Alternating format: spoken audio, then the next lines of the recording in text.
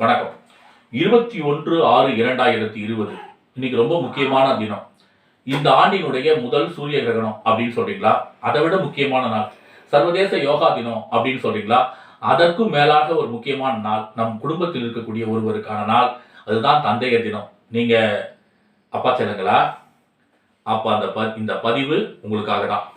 வாங்க நிகழ்ச்சிக்கு போகலாம். நிகழ்ச்சிக்கு செல்வதற்கு முன்பாக நம்முடைய பருதி புகழ் சேனலை யாராவது சப்ஸ்கிரைப் செய்யவில்லை என்றால் மறவாமல் சப்ஸ்கிரைப் செய்து கொள்ளுங்கள். வாருங்கள் நிகழ்ச்சிக்கு. தமிழ் சினிமாவில் அம்மாவை பத்தி ஆயிரம் பாடல்கள் உண்டு. ஆனா அப்பாவை பத்தி விரல் விட்டு எண்ணக்கூடிய பாடல்கள் தான். அதிலும் குறிப்பா கவிஞர் நா. முத்துக்குமார் அண்மையில் மறைந்து போனார். அவருடைய பாடல்கள் ரொம்ப கருத்தாழமிக்க பாடல்கள்.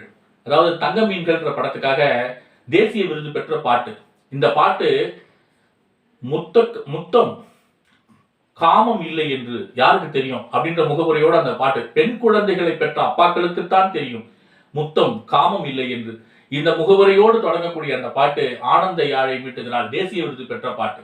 அதுக்கு அடுத்தது அப்பாவை பற்றி ஒரு பாடல். கேடி பில்லா கில்லாடி ரங்கா என்ற படத்துக்காக அவர் எழுதின பாட்டு நம் நெஞ்சை நெகிழ செய்யக்கூடிய ஒரு பாடல். தெய்வங்கள் எல்லாம் தோற்றே போகும் தந்தை அன்பின் முன்னே என்று வரக்கூடிய அந்த பாடல். அவரு அப்பாவை பத்தி கவிதைகள் சினிமாவில் எழுதியிருந்தாலும் ஒரு புத்தகம் எழுதியிருக்காரு. அணிலாடும் மூன்றில் நிறைய நூல்கள் எழுதியிருக்காரு. அதுல அணிலாடும் மூன்றில் நூல் தன்னுடைய குடும்ப உறவுகளை பத்தி எழுதியிருக்காரு. எல்லார பத்தியும் எழுதியிருக்காரு. அதுல முதல்ல அம்மாவை பத்தி எழுதியிருக்காரு. அதுல அடுத்தது ரெண்டாவது அப்பாவை பத்தி எழுதியிருக்காரு. அந்த நூலையே யாருக்காக அவர் அர்ப்பணிக்கிறார்னா தன் தந்தைக்காக தான் அர்ப்பணிக்கிறார். என்னை இந்த உலகிற்கு அறிமுகப்படுத்திய என் தந்தை நாகராஜனுக்கும் நான் இந்த உலகிற்கு அறிமுகப்படுத்திய என் மகன் ஆதவன் நாகராஜனுக்கும் இந்த நூல் சமர்ப்பணம்னு சொல்றார். அப்படிதான் அந்த நூல் ஆரம்பிக்குது. அந்த நூல்ல அப்பாவை பத்தி வரக்கூடிய இடத்துல அப்பா கிட்ட இருந்து நான் என்ன கத்துக்கிட்டேன், ஒரு மகனா நான் என்ன கத்துக்கிட்டேன்றத ஒரு ஆப்பிரிக்கா பாடலை மொழிபெயர்த்து அவர் கொடுத்திருக்காரு. முதிர்ந்த மரங்களை போல் முதிர்ந்த மரத்தின் வேர்களை போல மண்ணில் ஊன்றவும், பருத்த பறவையின் சிறகுகளை போல விண்ணில் உலவவும். இதுதான் நான் அப்பா கிட்ட கத்துக்கிட்டது. ரொம்ப எவ்வளவு அர்த்தம், எவ்வளவு கருத்து பாருங்க இந்த வரிகள்ல. அது மட்டும் இல்ல, அவர் சின்ன வயசுல குழந்தைங்க கதை சொல்லும். குழந்தைங்க ஒரு அப்பாவா இருக்கும். அந்த குழந்தைய தன்னுடைய மகன் சொல்லக்கூடிய கதையை அவர் ரசிக்கிறார். மகன் கதை சொல்றான், அப்பா யானை வந்துதா, அதுக்கப்புறம் நரி வந்துதா, அதுக்கப்புறம் சிங்கம் வந்துதா அப்படின்னு அந்த குழந்தை கண்களை எல்லாம் உருட்டி மிரட்டி காட்டி சொல்லும் போது அப்பா பயப்படுற மாதிரி நடிக்கிறார். ஐயோ அப்பா, அப்பாவுக்கு பயமாக்குடா சொல்லும், யானை வந்துச்சாடா சொல்லும், பயமாக்குடா அப்படின்னு அப்பா நடிக்கிறார். அப்படி நடிக்கும் போது அந்த 36 வயசுல அவருக்கு மௌனியுடைய ஒரு வரி ஞாபகம் வருதான். யாருக்கு? கவிஞர் நா. முத்துக்குமாருக்கு. மௌனின்ற பழைய சிறு எழுத்தாளர். அவருடைய எழுத்துக்கள் ரொம்ப ஆழமானது. ஒரு முறை வாசிப்பில் புரிந்து கொள்ள முடியாது. ரொம்ப ஆழமான கருத்துக்களை முன்வைப்பார். அவர் எழுதியிருக்கார் ஒரு சிறுகதையில, எவற்றில் நடமாடும் நிழல்கள் நாம்.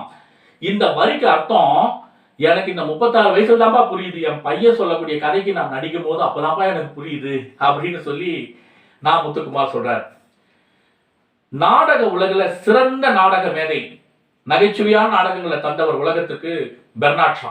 அவர் ஒரு முறை பேட்டி கேட்கிறாங்க, ஏங்க உங்ககிட்ட குடிக்கிற பழக்கம் இல்லை, புகைப்பிடிக்கிற பழக்கம் இல்லை, எந்த கெட்ட பழக்கமும் இல்லையே, இப்படி வாழ்ந்து நீங்க என்னத்தை பண்ண போறீங்க, ஏன் உங்ககிட்ட எந்த கெட்ட பழக்கமும் இல்லை அப்படின்னு நேர்காணல்ல கேட்கிறாங்க. அப்படி கேட்கும் போது அவர் சொல்றாரு, எனக்கும் சேர்த்து எல்லா பழக்கத்தையும் எங்க அப்பாவே செஞ்சுட்டு போயிட்டாரியா அப்படின்னு ரொம்ப அற்புதமா பதில் அளிக்கிறாரு பெர்னாட். அவருடைய நாடகங்கள் மட்டும் நகைச்சுவையா இருக்காது, அவருடைய பேச்சும் ரொம்ப டைமிங் சென்ஸ் இருக்கும். அதுபோல ஒரு சில அப்பாக்கள், ஒரு சிலருக்கு வாய்த்திருக்கக்கூடிய அப்பாக்கள் கிட்ட இருந்து எப்படி வாழ வேண்டும் என்பதை கற்றுக்கொள்ள வேண்டும். ஒரு சிலருக்கு வாய்த்திருக்க அப்பாக்கள் மூலமா எப்படி வாழக்கூடாது என்பதை சிலர் கற்றுக்கொள்வார்கள். இந்த நல்ல நேரத்துல என்னுடைய அப்பாவை பற்றி சில கருத்துக்களை இங்க நான் முன்வைக்க வரேன்.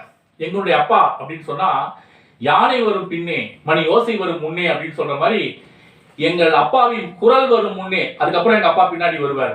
அப்படி எங்க அப்பாவோட குரல் ரொம்ப புகழ்பெற்ற குரல். எல்லாரும் அவரை எம்.ஆர். ராதா குரல்னு சொல்லுவாங்க, சிம்ம குரல்னு சொல்லுவாங்க, வெண்கல குரல்னு சொல்லுவாங்க. இப்படி எல்லாம் எங்க அப்பாவுடைய குரலை பற்றி, அவருடைய தொண்டையை பற்றி, அவருடைய பேச்சை பற்றி சொல்லுவாங்க. அவர் வரும்போதே அப்படின்னு ஒரு மாதிரி கம்பீரமா அந்த கரகரத்த குரல்ல சொல்லுவார். எப்படா இருக்க, நல்லா இருக்கியா அப்படின்னு சொல்லும் போதே மிரட்டலாக இருக்கும். அந்த குரலுக்கு நிறைய பேர் ஃபேன்ஸ், அவருக்கு விசிறிகள். அவரு அரசு மருத்துவமனையில உதவி செவிலியராக பணியாற்றியவர். தன் துறையில ரொம்ப அறிவை வளர்த்துக்கிட்டாரு. அது அவர்கிட்ட இருந்து நம்ம கத்துக்க வேண்டியது. கடைசி வரலும் அறிவை நிறைய வளர்த்துக்கிட்டாரு. அது என்னுடைய தகப்பனாயிட்ட இருந்து நான் கற்றுக்கொண்டது. அடுத்தது, எங்கள் காதுபடவே எங்கள் குடும்பத்தார்கிட்டவே நிறைய பேர் சொல்லுவாங்க, உங்க அப்பா உனக்கு தெரியாத ஆளியா அப்படின்னு சொல்லுவாங்க. ஏன் அப்படின்னு சொன்னா, தன் துறையில அவர் ரொம்ப நேர்மையா இருந்தார். நம்ம ஊர்லலாம் நேர்மையான ஆட்களுக்கு நம்ம ஊர் மக்கள் குத்துகின்ற முத்திரை என்ன தெரியுமா? வழக்கு தெரியாதவன்றதான். இருந்தாலும் அவர் என்ன சொன்னார், அவருக்கே தெரியும், அவருக்கு அது கூடவே நிறைய சொல்லியிருக்காங்க. இருந்தாலும் அவர் நேர்மையா வாழ்றதுதான் சரி, எந்த விதத்துல லஞ்சம் ஊழல் இப்படிலாம் போகக்கூடாது அப்படின்னு தான் அவர் சொல்லி கொடுத்தாரு. எங்களுக்கு அதான் சொல்லி கொடுத்துருக்காரு. அது போல ஒவ்வொரு அப்பாக்களும் நிறைய பேருக்கு நிறைய சொல்லி கொடுத்துருக்கலாம். அவங்க பிள்ளைகளுக்கு நிறைய சொல்லி கொடுப்பாங்க. நாம ஒரு அப்பாவா இருந்தாலும் நம்ம குழந்தைங்களுக்கு பல விஷயங்களை சொல்லி கொடுக்கறத விட வாழ்ந்து காட்டணும். இன்னொரு விஷயம் எங்க அப்பா கிட்ட ரொம்ப பிடிச்சது, என்ன படினே அவர் சொன்னது இல்லைங்க. இப்படி ஒரு அப்பா எங்களுக்கு கிடைக்கலையே நீங்க ஃபீல் பண்ணாதீங்க. படினே அவர் சொன்னதில்லை. அவர் படின்னு சொல்லாதனாலேயே நான் படிக்க ஆரம்பிச்சிட்டேன். எனக்கு படிக்கிறதுனா தானா பிடிக்க ஆரம்பிச்சிருச்சு. நச்சரிக்க மாட்டார். அது எங்க அப்பா கிட்ட இருந்து நான் கற்றுக்கொண்டது. அதுக்கப்புறம் என் மீது நிறைய நம்பிக்கை வைத்திருந்தார் எங்கள் அப்பா. அந்த நம்பிக்கையை நான் என்றும் வீணடித்ததில்லை. அதற்கும் மேலாக சுதந்திரம் தருப்பார். பிள்ளைகளுக்கு நம்ம சுதந்திரம் தரணும். ஒரு நல்ல அப்பாவாக சுதந்திரம் கொடுத்தார். அந்த சுதந்திரத்தையும் நான் நல்ல வழியிலே பயன்படுத்தி கொண்டேன். இதெல்லாம் எங்க அப்பா கிட்ட இருந்து நான் கற்றுக்கொண்டது. அதாவது இன்னைக்கு குழந்தைங்களுக்கு நேர்மையாக வாழ கற்றுக் கொடுக்க வேண்டும். அவர்களை நச்சரிக்க கூடாது. அவர்களுக்கு சுதந்திரம் கொடுக்கணும். அவர்களுக்கு நம்பிக்கை, அவர்கள் மீது நாம் நம்பிக்கை வைக்க வேண்டும். இதெல்லாம் இருக்கட்டும். இதுக்கு மேல இன்றைய குழந்தைகளுக்கு ஒரு அப்பாவாக இருந்து நாம் சொல்லிக் கொடுக்க வேண்டியது, பொறையுடைமை என்ற அதிகாரத்துல வள்ளுவர் சொல்றார். 16வது அதிகாரத்துல 159வது குறளை சொல்றார். துறந்தாரின் தூய்மை உடையர் இறந்தார்வாய் இன்னாசோர் நோக்கிற்பவர் அப்படின்னு வள்ளுவர் சொல்றார். துறவிகளை விட தூய்மையானவர்கள் யார் இந்த உலகத்தில் என்று சொன்னால் வள்ளுவருடைய கருத்து, பிறர் தகாதவர்கள் சொல்கின்ற தகாத சொற்களை எவர் ஒருவர் பொறுத்து ஆள்கிறாரோ அந்த பொறுமைசாலிதான் உலகத்திலே தூய்மையானவர்கள் என்பது வள்ளுவருடைய கருத்து. அந்த பொறுமையை இன்றைய குழந்தைகளுக்கு நாம் சொல்லித் தரோம். இன்னைக்கு குழந்தைங்க, பல குழந்தைகளுக்கு வந்து பொறுமை இல்லை. குழந்தையிலிருந்தே அது வளர்ந்த பிறகும் அதுக்கு பொறுமை இல்லை. அந்த பொறுமையை கற்றுத்தருவது ஒரு தந்தைக்கே உரிய பெருமை.